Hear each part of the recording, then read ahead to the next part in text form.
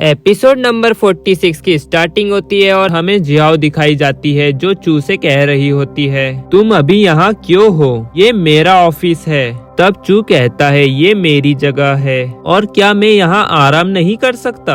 तब जियाओ कहती है यह आपकी जगह नहीं है, ये तो इस वेस्टर्न रेस्टोरेंट की मालकिन सॉन्ग की जगह है और जिनका आपसे कोई लेना देना नहीं है। तब चू कहता है अच्छा ठीक है, मुझे माफ कर दो चचेरी बहन, मुझे पता है कि तुम मुझ पर गुस्सा हो क्योंकि मैंने तुम्हें विदेश से यहाँ ट्रांसफर कर दिया, पर मैं वादा करता हूँ कि निश्चित रूप से आपको 1 साल के बाद मैं तुम्हें वापस जाने दूंगा। अब जियाओ कहती है मुझे कोई परवाह नहीं है, पर मैं आपसे एक बात पूछना चाहती हूँ कि आप इस सॉन्ग पर बहुत ज्यादा ध्यान दे रहे हैं, कहीं ऐसा तो नहीं कि आप उसे पसंद करने लगे हैं या अंत में आपको पता चल गया होगा कि आपके डैड ने सॉन्ग से ही आपकी शादी क्यों कराई? तब चू कहता है नहीं, मुझे कुछ पता नहीं चला है। फिर जियाओ कहती है फिर आप? तभी चू उसकी बात काटते हुए कहता है बस इस बारे में बात करना बंद करो, ये मेरे और सॉन्ग के बीच का मामला है और बस इसे हम पर छोड़ दो। तब जियाओ कहती है हाँ ठीक है, मुझे क्या, बस ये जल्दी से निपटा दो ताकि मैं वापस जल्दी जा सकूं। और फिर जियाओ वहाँ से जाते हुए कहती है मेरे पास अभी बहुत काम है तो मैं जा रही हूँ, आप जब तक चाहे यहाँ बैठ सकते हैं। जियाओ के जाने के बाद चू कहता है डार्लिंग की छुट्टी होने में तो अभी बहुत ज्यादा समय है। फिर सीन शिफ्ट होता है और यान सॉन्ग से कह रही होती है सॉन्ग तुमने मुझे बताया नहीं कि जब तुम यहाँ आ रही थी तो एक स्केटबोर्ड वाले लड़के से टकराते टकराते बची और तुम्हें मेरे राजकुमार ने बचाया। तब सॉन्ग कहती है हाँ उन्होंने मुझे बचाया, क्यों कोई दिक्कत है? तब यान कहती है तो फिर आपको उन्हें धन्यवाद कहना चाहिए और तुम्हें राजकुमार को आज रात के खाने पर इनवाइट करना चाहिए। अब सॉन्ग चिल्लाते हुए कहती है नहीं, और तभी वहाँ शैन आ जाता है और सॉन्ग और यान को आपस में बात करता देख उनसे कहता है तुम लोग किस बारे में बात कर रही हो? तब यान शैन से कहती है बॉस सॉन्ग कह रही है कि वो आपने आज उसे बचाया ना, तो वो आपका धन्यवाद करने के लिए आपको आज रात के खाने पर इनवाइट करना चाहती है। तभी सॉन्ग कहती है क्या बकवास कर रही हो, मैंने नहीं कहा।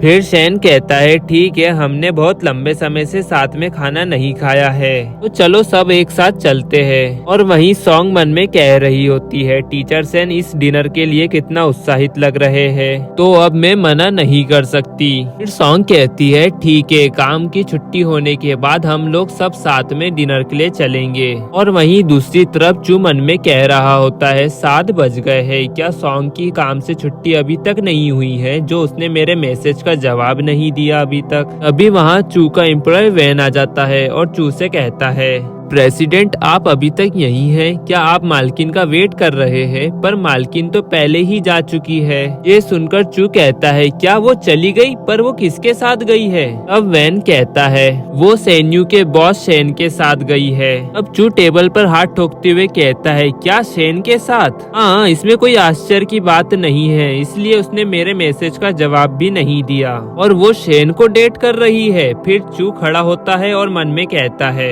अब बस सॉन्ग तुम देखना मैं तुम्हें कैसे रंगे हाथ पकड़ता हूँ और सॉन्ग तुम्हें ऐसा करने के लिए भारी कीमत चुकानी पड़ेगी। फिर सीन शिफ्ट होता है और शैन कह रहा होता है मुझे अच्छे से याद है कि जब सॉन्ग ने मुझे पहली बार हाई स्कूल में डिनर के लिए इनवाइट किया था, वहाँ भी इसी तरह का बारबेक्यू था। फिर यान कहती है मुझे सॉन्ग से जलन हो रही है कि वो आपको बहुत पहले से ही जानती है और काश मैं आपसे पहले मिल पाती। फिर शैन कहता है मैं जब भी सॉन्ग से मिलता हूँ तो खुद को भाग्यशाली समझता हूँ। और वहीं सॉन्ग मन में कह रही होती है टीचर शैन वास्तव में अतीत को भूल जाने में विफल है। फिर यान कहती है बॉस शैन क्या बियर स्वादिष्ट है? अब शैन कहता है हाँ इतनी भी बुरी नहीं है, क्या तुम इसे आजमाना चाहोगी? अब यान कहती है हाँ जरूर। फिर वो शैन से बियर की बोतल लेती है और सॉन्ग से कहती है सॉन्ग क्या तुम बियर लेना चाहोगी? अभी शैन कहता है सॉन्ग नहीं पी सकती। अब यान शैन से कहती है पर क्यों?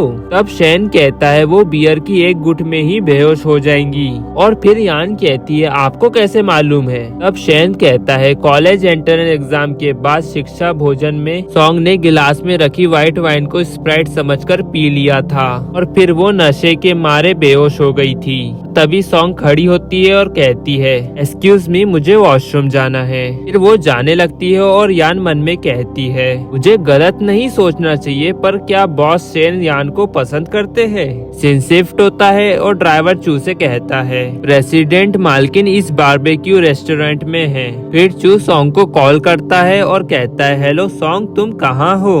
तब सॉन्ग कहती है मैं बारबेक्यू रेस्टोरेंट में हूँ और मेरे साथ मेरे कुछ दोस्त भी यहाँ खाना खाने आए हैं। ये सुनकर चू मन में कहता है अरे सॉन्ग ने तो बिल्कुल भी झूठ नहीं बोला। और फिर वो सॉन्ग से कहता है अगर आपने खाना खा लिया है तो मैं आपको लेने के लिए ड्राइवर को भेज रहा हूँ। फिर चू कॉल कट कर देता है और ड्राइवर से कहता है यहाँ से चलो और वैन को कॉल करो और सॉन्ग को लेने के लिए बुलाओ। तब वो ड्राइवर कहता है प्रेसिडेंट क्या आप अंदर नहीं जा रहे हैं। तब चू कहता है नहीं। और फिर वो सोचने लगता है अगर मैं अभी अंदर गया तो वो छोटी दिमाग वाली औरत फिर से मुझ पर गुस्सा करेंगी। फिर हमें दिखाया जाता है कि सॉन्ग यान से कह रही होती है टीचर सेन और यान मुझे माफ कीजिएगा, मुझे कुछ जरूरी काम आन पड़ा है तो मुझे वहाँ जाना होगा। ये सुनकर सेन सॉन्ग का हाथ पकड़ते हुए कहता है रुको सॉन्ग, मुझे तुमसे कुछ कहना है। फिर सॉन्ग अपना हाथ छुड़ाते हुए कहती है टीचर सेन मुझे माफ करना, पर मुझे सच में घर जाना होगा। फिर सॉन्ग जाने लगती है और शेन कहता है ठीक है अपना ध्यान रखना। फिर सॉन्ग रेस्टोरेंट से निकलकर कार में आकर बैठ जाती है